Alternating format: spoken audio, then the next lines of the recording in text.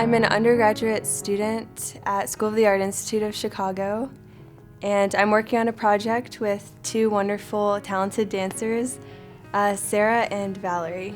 When I saw the ad on Chicago Artist Resource, I noticed that Alessandra incorporated an element of visual art into it. And so that automatically kind of drew me in. The title of my thesis is The Transition of Radical Dance Practices to Performance Art. So I'm studying artists from the 60s up until now, and I'm interested in why dancers are starting to delve into performance art and why performance artists have been borrowing structures from dancers. I'm a dancer right now I'm with Elements Contemporary Ballet. I went to school, University of Cincinnati, College Conservatory of Music. I was a ballet major there.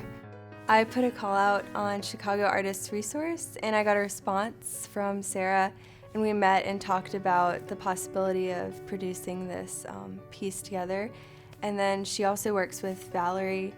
The piece I'm working on with Sarah and Valerie is sort of an appendix to the thesis. I'm interested in trained and untrained bodies, myself being the untrained mover. We're working with a variety of objects. Plants, planks of wood, reflector lights, buckets, like lights everywhere. We were just like, what is this? We went in with an open mind and we kind of just started literally playing with the objects. One of the weird things I wanted to do, we had ping pong balls and a plant.